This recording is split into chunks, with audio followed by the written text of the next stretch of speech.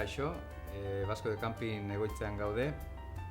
Elkartea olatu talka somatzen da, Donostiatik Zubietara ibilaldia antolatzen.